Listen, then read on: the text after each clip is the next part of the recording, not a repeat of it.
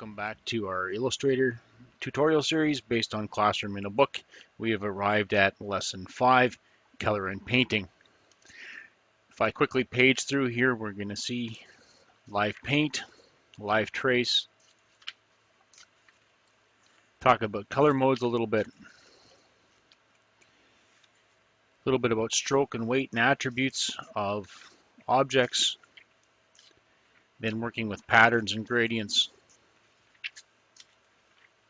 So it should be a fun chapter, quite a bit of things to work on.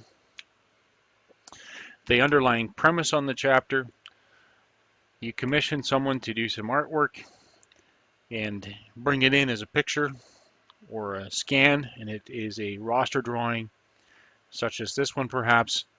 How do you take an object like this and convert it so that you can make a vector image out of it so that you could scale it or reuse it as required? And the answer to that is Live Trace. So obviously I have the end product open. I also have the start product open. So I'm going to close the end one and get it out of the way. And I have L5 start ready to go here now. I'm looking at using Live Trace on page 146. With VectorMan open, selection tool, select the sketch. As soon as I do that, Illustrator recognizes that we have a roster drawing sitting on our workspace. You can open, place, whatever you want to accomplish the same thing with other images, black and white, color, whatever. Up on the top, we have a Live Trace button.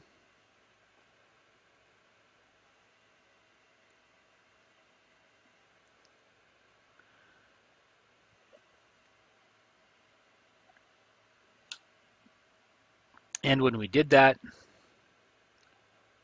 you can see that our grayscale and things went away, and we did a Live Trace based on the defaults in the program. We can play with this a bit.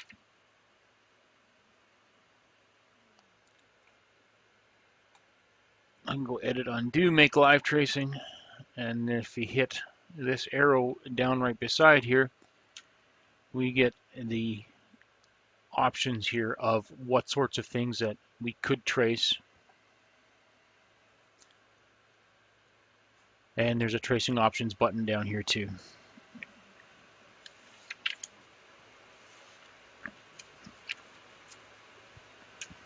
I'm just looking for the step that it actually makes us commit this tracing.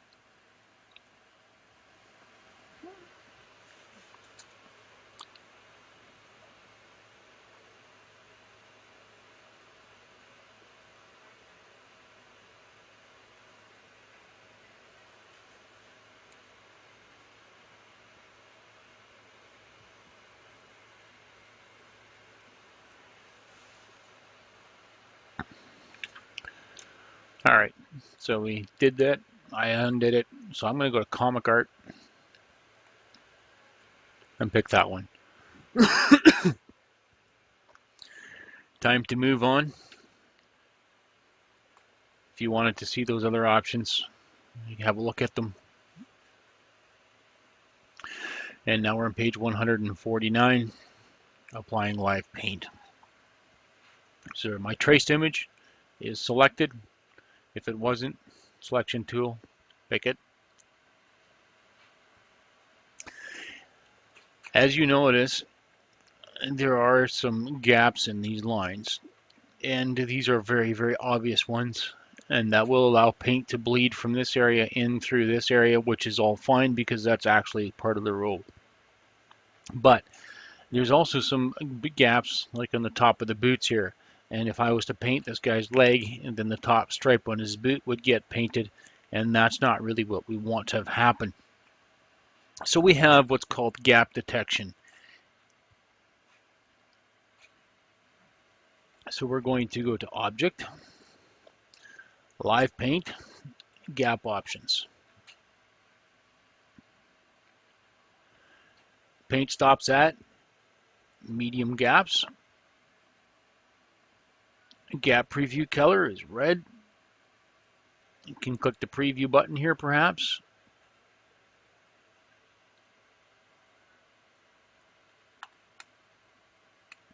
And we just missed something here because we were supposed to take this and click the live paint button. And now we can go through and run our gap detection.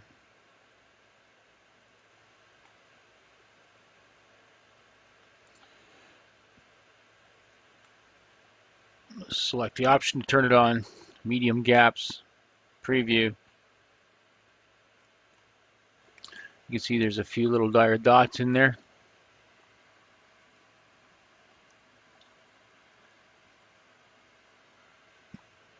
And go OK.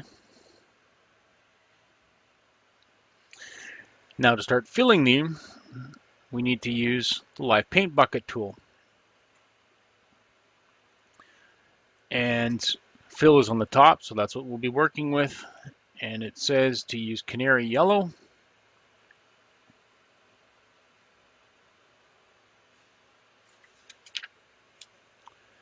And we're going to work off this guy's collar.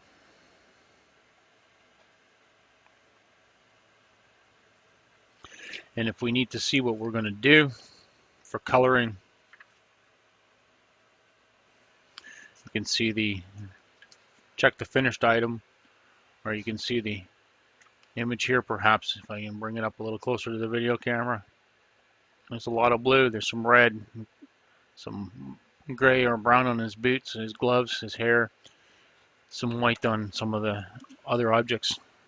So let's get to work on that and see if we can get this guy filled in.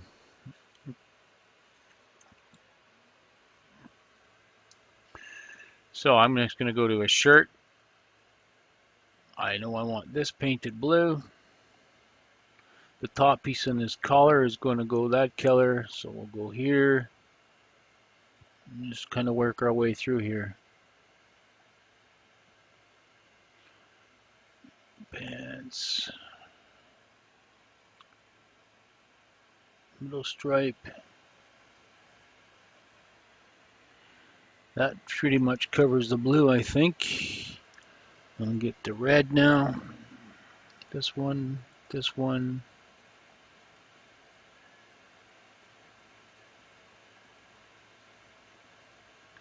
His cape.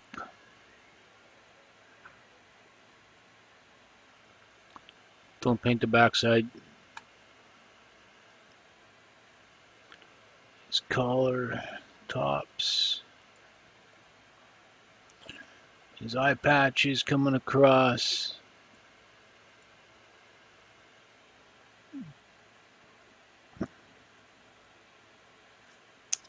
And the stripes on his gloves.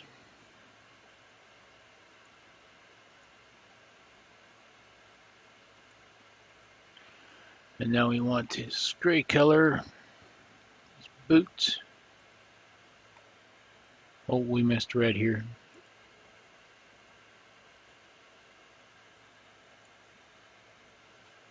And up in here, as well as here and there. Gray color gloves area here. Maybe we're gonna have to zoom in on this a little bit.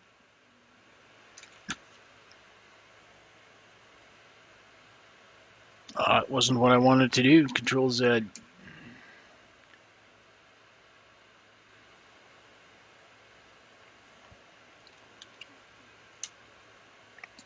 Paint bucket tool. I think we need all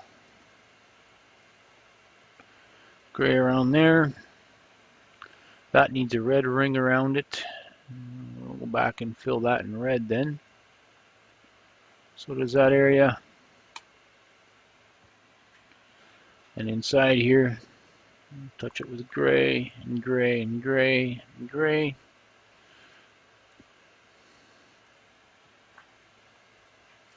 This here should be red. use the navigator and start to move up a little bit. And beside his glove here should also be gray. And this top part here could be white. Let's make it blue because it looks like it could probably be part of his arm there. And then we'll go to skin tone and get his neck and face.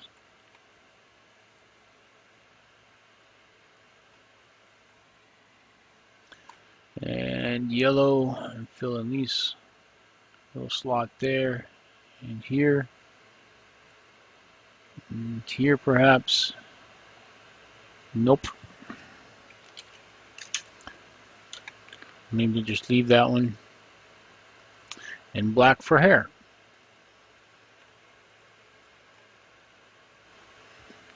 Now we missed his ears.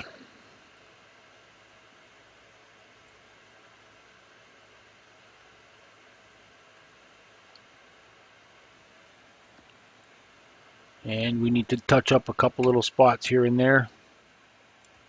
That one should probably go red. It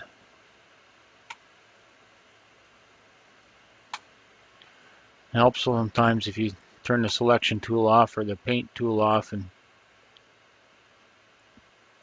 you can see what you've really got. Missed the red up in there.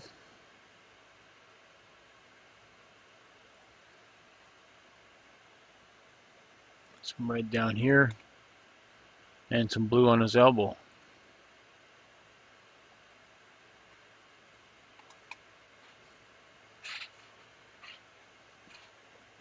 And perhaps on the edge of his boot.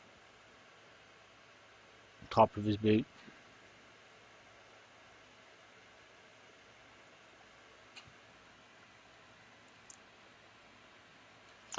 And that's that one done.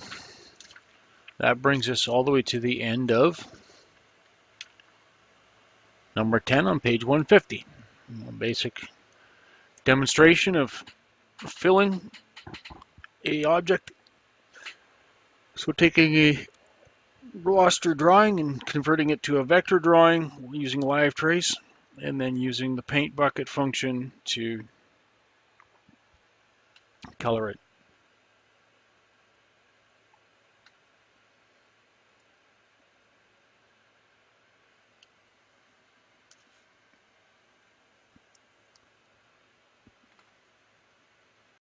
On page 151, we're going to play with live paint regions a little bit.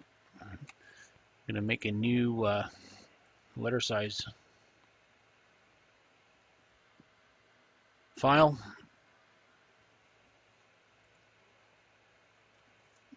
Going to use the ellipse tool. If we hold shift, we'll pull it in. Use the selection tool. If we hold alt, we'll copy it. Something like that, so they overlap. And if we take both of them, we should be able to change the fill to neither. And the stroke also none. We'll click the live paint bucket. We'll make this a live paint group. Pick a color from the swatches palette. And click on the center to color it.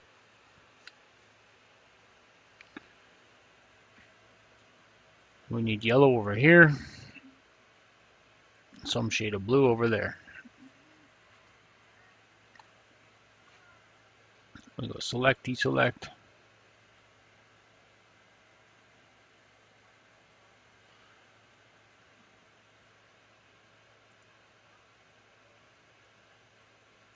And you can see that the live paint group is defined as being the intersection between those two objects. But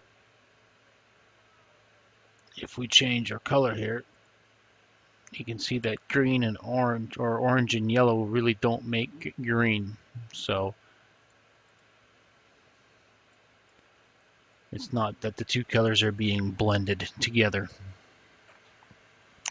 Then we move on to page 153 in color mode.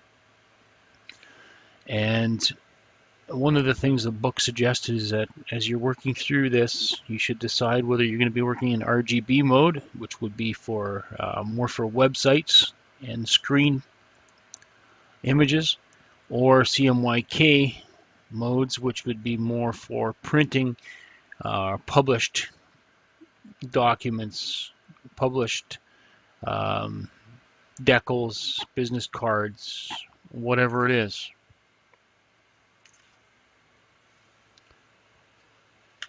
And that's something to think about.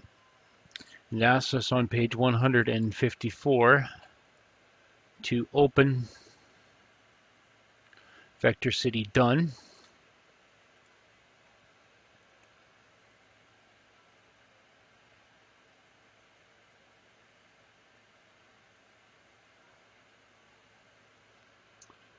And it asks us to click in step 2, click the center rounded rectangular building, which is this one here.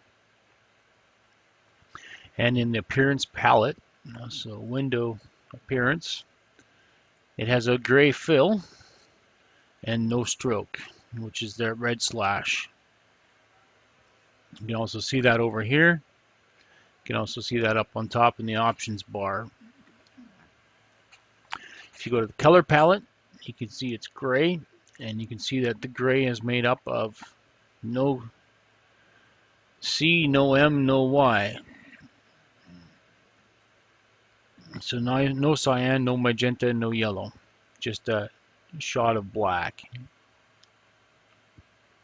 A tint of black.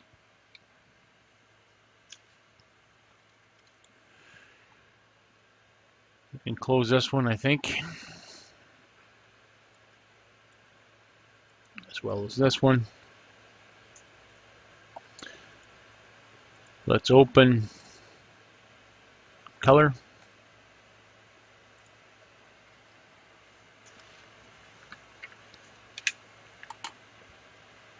Could save it. If we pick some of these objects, interesting to note too that the text in here is actually objects. You can see that they have a white fill and a black stroke.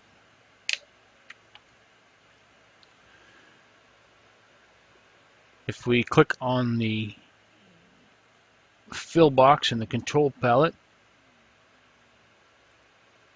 we can pick pure yellow and it will fill that object.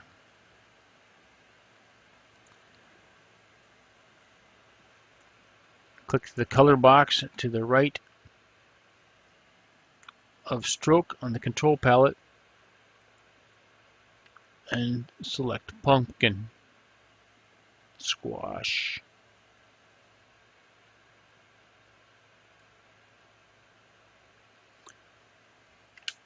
And using the drop down, pick 4. And 4 points would be the thickness then of the line around that star. In the control palette here, we have stroke.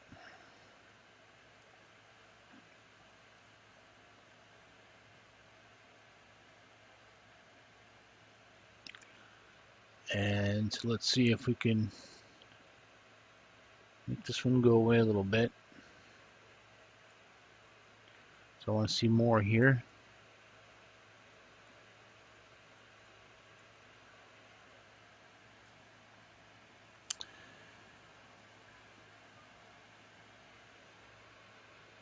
And it's the window path. That's not there. Control palette.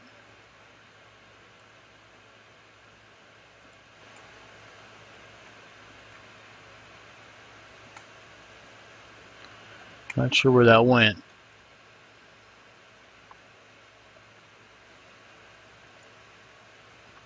We got to wait at 4 here. And somehow we see if we can get this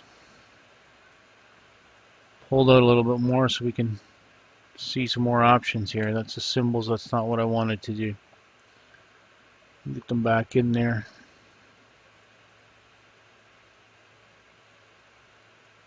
or close them. And see if I can close my swatches.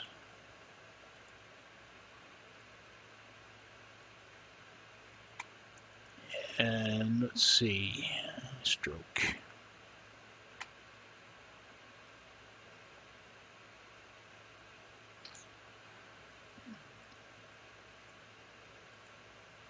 There we go. So in the control palette, there's our stroke.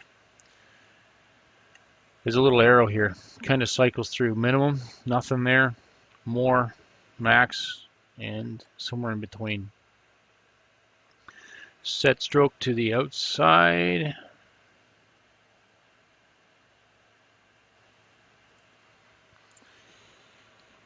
And window stroke should do that. There should be a dotted line checkbox here. And it starts by default with 12 point. If you really wished, you could play with this and set a gap of 4 point. And then 12 point again. Or if you wanted 6 point and 4 point. And whatever you set up in here, it will put that together for you. And now we'll get the selection tool. We'll pick one of the stars that has not been colored. I'm going to shift click to get all the rest of them. We're going to use the eyedropper tool. Instead of just picking a color, it will pick stroke and fill attributes and transfer them to the other objects. The last thing we need to do is add a spot color. Generally, when you get into Illustrator here, you're going to find that you don't have all the colors that you might want. Somebody else has already put all these colors into the swatches box for you. If you wanted to generate another color, you could come down in this area here, pick a color, and then adjust the sliders to see what you get, or change the numbers in here in CMYK mode, or alternatively in RGB if you wanted to. So you could actually pick an actual color. And then there's some web safe RGB colors too to keep in mind. In this case, you want to go to select, deselect. No objects are selected. Not sure why that went on green on me. Oh, because I was playing with green over here.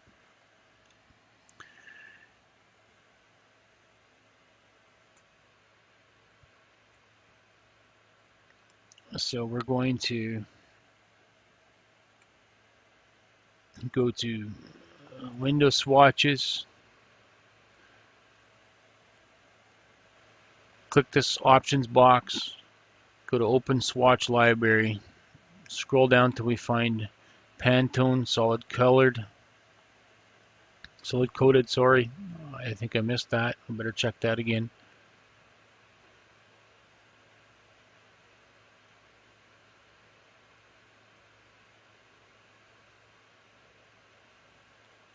And this may take a second or two. Did I get solid coated? Yes, I did. So I picked it. It opens a new swatch library here. A whole bunch of related colors. And we want to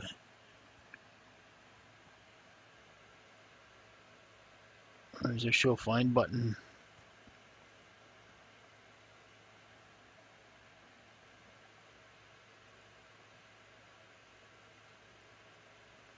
So over in the side, show find field, we want to find 187.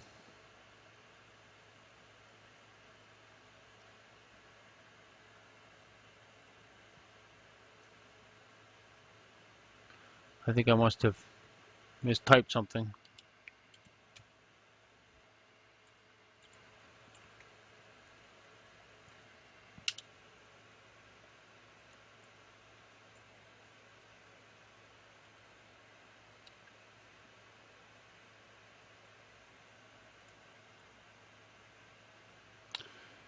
Try that again.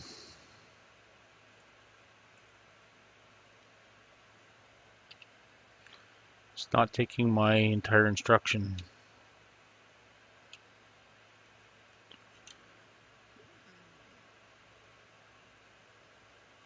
So we should be at 187 here.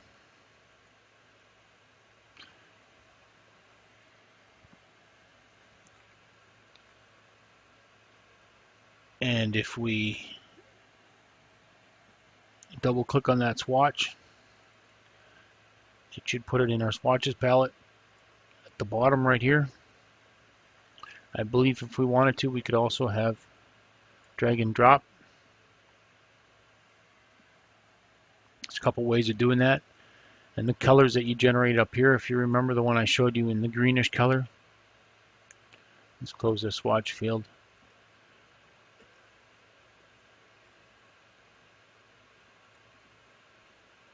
CMYK. You could take the color and you can also drop it into your swatches things. So a couple ways of dealing colors in. And then I believe we can take these colors and we can actually, so right now we've got our stroke open on the top. And we don't really want that. We want our fill to go. We'll drop that in there like that. And that could color your objects, or alternatively, we can shift click them or pick the group and color like that.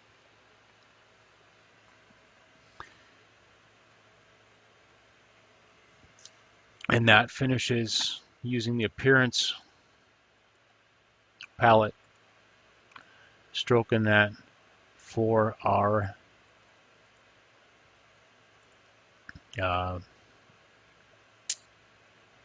coloring objects.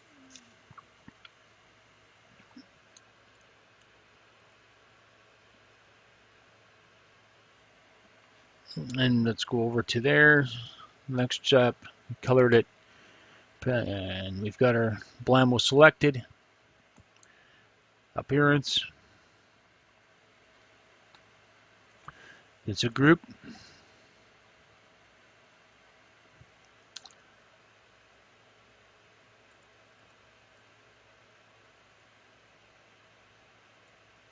We can add a fill and a stroke. The fill should be red. Stroke is listed as none.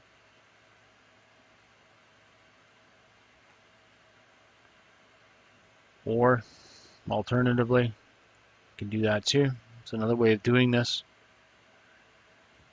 Stroke weight. We wanted 5 points.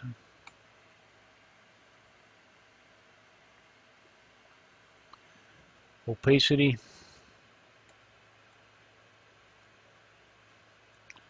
Down to 50%.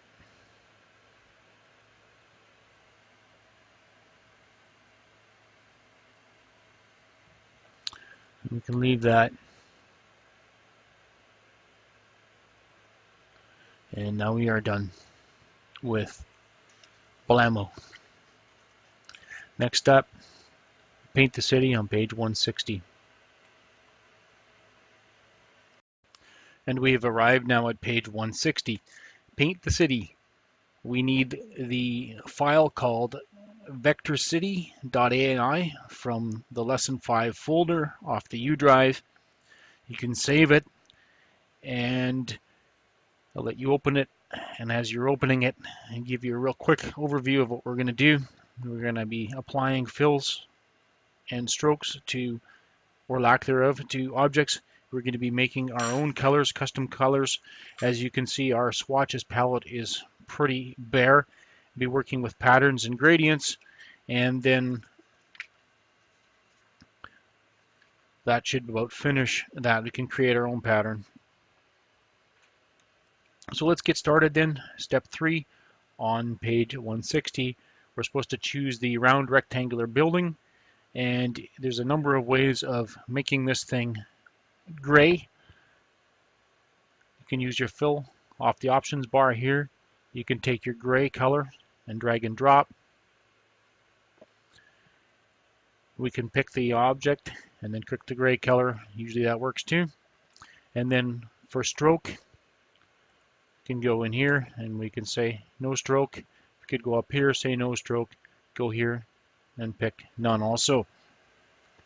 Next step, build our own custom color, select, deselect. Our color palette is visible up here, window, color. The options bar, we want to change it to CMYK.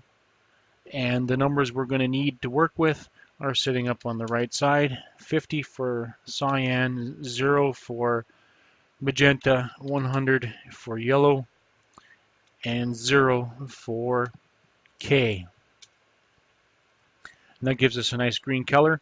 I'd like you also to note that you can adjust these colors if you like using the slider or sliders. You make pretty much any color that you want as long as you can remember the color codes. And if I remember correctly, you can take codes like this to paint shops and get actual paint made in that form. Just remember that screen colors are not necessarily exactly the same as print colors, so you might want to double check before you were to print up a large batch. Anyways, we have our color in here. We are going to go to the options dialog here and go create new swatch. And that should open this dialog box. And our swatch name, I believe, is supposed to be lawn green. And hit OK to finish it. And there it is. I'm going to take my lawn green and I'm going to drag and drop it on. Set up the fill forward. And there we go. That'd be the other way of doing it. I had the wrong function set up here. So that this thing actually ended up getting a stroke of lawn color, and I believe it wants us to color the stroke as none. Over the page, 162, select and deselect, and we want the gradient tab to be open. It is actually open there. And there it is. Let's see if we can click that. So there's 1, 2, 3 forms of it. We want a linear gradient. Right now we have something that's sitting in there. I'm not sure where that came from, so I'm going to, we can work with that. And we clicked on the thing so you can see all the stops. And we can create our own gradients. So we're looking for twilight blue, to drop it in the bucket at the bottom of the gradient and slide it to the left. I'm going to pull the rest of the stops off of my gradient. If you don't like it, you can always put a different one on it. And I'm looking for the purple swatch. And that's supposed to go on the other side of the gradient. The slider in between here controls where your transition between the blue and purple happens. If you want, you can drag and drop and add colors to it or pull them off. It's a pretty dynamic tool. And when you have it, you can grab your gradient out of the color area in here or here and drop it in your swatches box so you can keep it. To make the gradient work, we need to pick the gradient tool out of the toolbar. But before we do that, we need to pick the window group. And then we can use the gradient tool. And to apply the gradient, we just click and drag and release. And that should make it happen. There we go. A quick comment. Where you start your gradient is where your one bucket starts. Where you finish your gradient is where the other bucket starts. So if you make your gradient very short or very long, that will change how your pattern appears. If you play with this live while it's still selected, you can see that your gradient does change automatically until you release the selection. So I'm just going to start it here, finish it here, and leave it there. If you have your buckets flip-flopped, then you would need to drag from the top to the bottom as the textbook shows. Page 164, using patterns.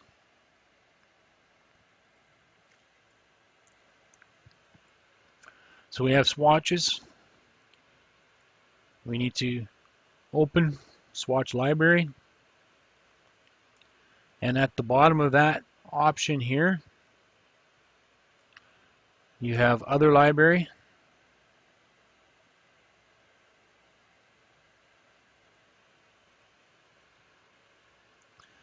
And this will bring us into a spot where we can find patterns,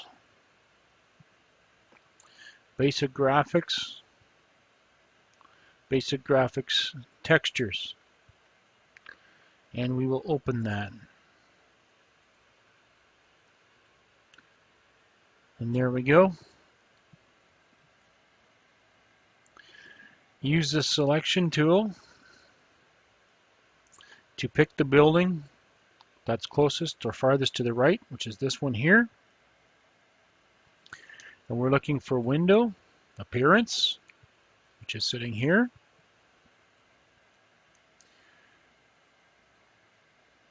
And from the appearance item, we want to pick fill. Here, we want to duplicate item, so that gives us 2 fills. Remember, fill stack, the one on the top covers over the one on the bottom. So with the top fill selected, we're going to go find the pattern in here that says bird feet.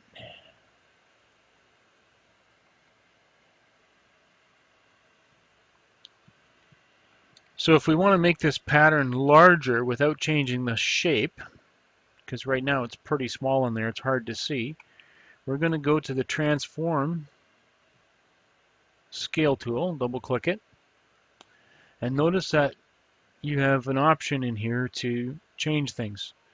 And right now our preview is set, so we can choose to scale objects, strokes and effects, or patterns. And we're going to take off the checkbox for patterns and strokes and effects, and we're going to set the scale uniform here to 200.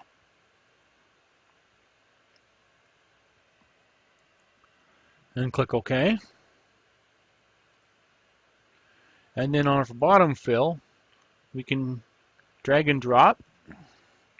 We could hold Alt and click, I believe. I didn't want to do that because I just created another fill. Select the fill and click is probably the easiest way to do it. And that's colored our building here.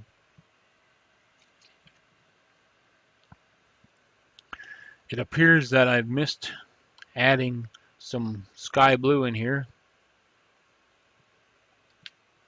So we could do that nice and quickly here. Well, it looks like you applied a gradient to it.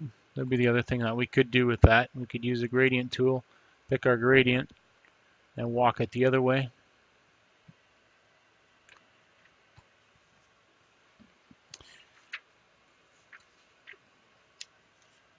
And then we can create our own pattern. And that's our next step on page 166. So select and deselect, and we'll be working off the off-page area here. So make sure our fill swatch is forward. Doesn't matter what color we used last.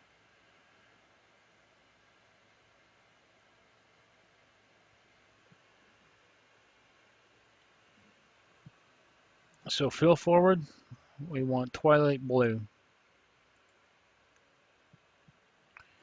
Our stroke, if you hit X, it brings it up. We don't want a stroke. We want a rectangle tool,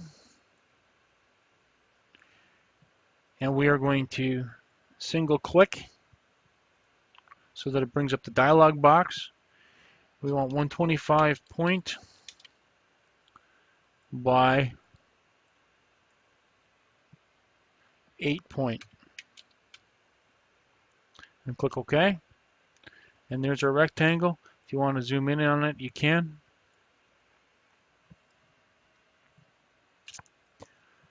You can use the selection tool. Make sure it's off of your area, in your work area, not in the art area, so that you don't accidentally pick something later on. We want to double click on the selection tool.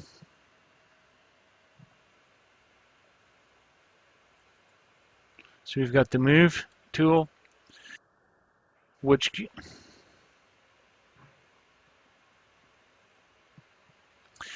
gives us an opportunity to create a copy, except that we're going to tell it where to go. We want to tell it to be 0 on the horizontal field, so it goes up and it doesn't shift right and left. And we want a -8 point in the vertical field, and we want a copy. And we should make sure the distance is 0. Angle is also 0. And we want to copy the objects. And patterns is fine. So when you've got all that set up, you just lost our -8. When you've got that all set up, we can click copy. And now we have 2 of them. And we want to fill this thing with white. And we're going to pick the 2 rectangles together. So use the selection tool and drag and drop these things into the swatches palette. And notice that now you have a pattern. In order to use the pattern, you don't really need to name it, but it is nice to have a name on it. You double click it, then you can call it stripe.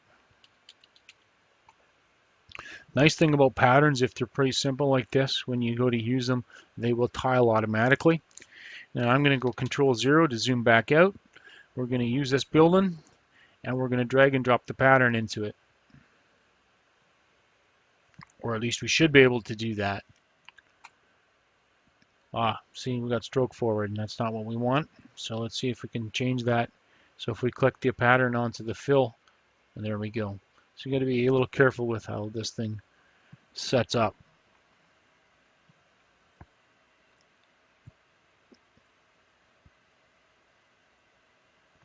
And if you want to, you can clean up these patterns afterwards.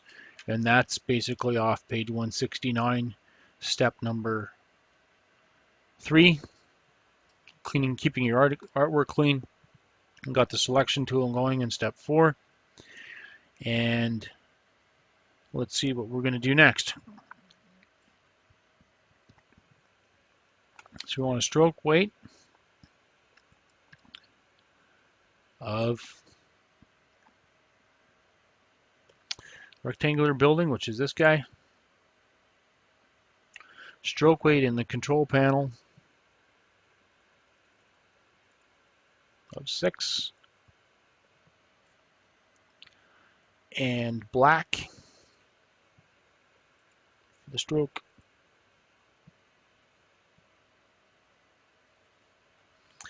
And in our transparency, we're up on the top. You can pull it down to 50.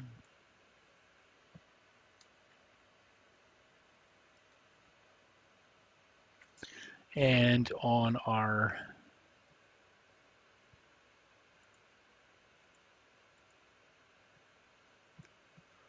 stroke palette here, we want to apply this to the inside of the path, step 7.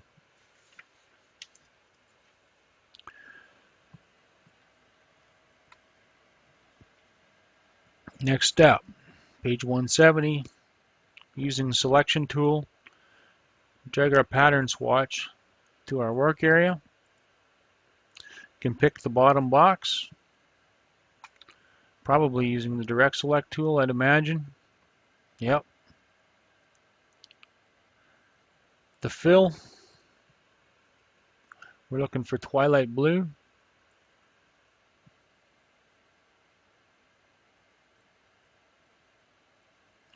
And here's how you can tint or change colors. So there's our color of twilight blue in here. I'm going to hold down the Shift key. And notice that these two have colors, those don't.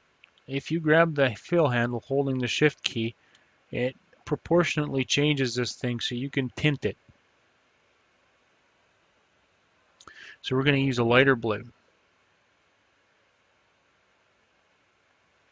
And notice that automatically our building here has changed.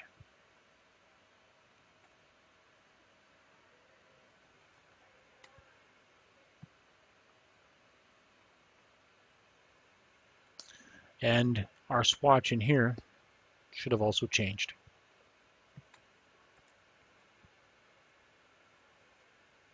If it didn't, you can always grab our new selection and drop it in there, and then you have a second one. Clean that up. And now page 171 using brushes. Pick the cloud. There is a brushes tool in here someplace. Right there.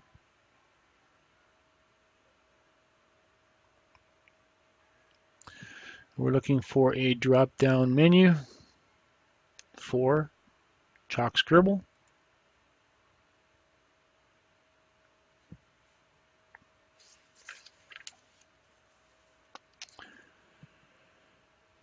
Choosing the stroke, we want the one that's called smoke. Opacity, 75. Type in, drag, whichever, and save it. We have a graphic style applied to this thing now.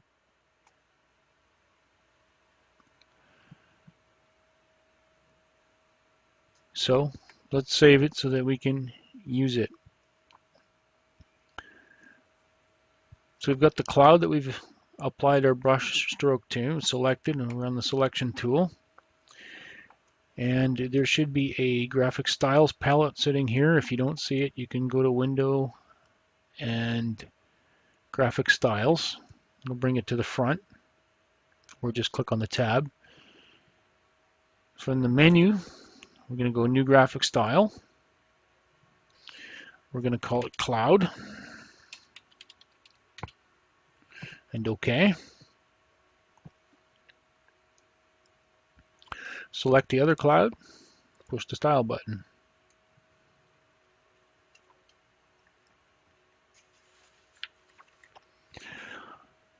That leaves you to play with the lens flare. And the lens flare tool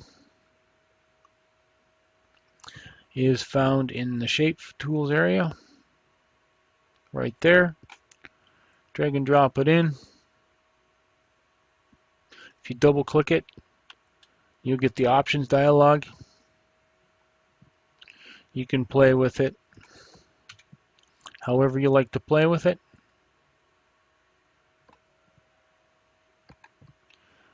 And have fun and enjoy it. When you're done, you can save your drawing. If you wanted to, you could play with the text and whatever else you wanted to do. But that's enough lesson for lesson 5. Thank you for watching, and I look forward to seeing you back for lesson number 6.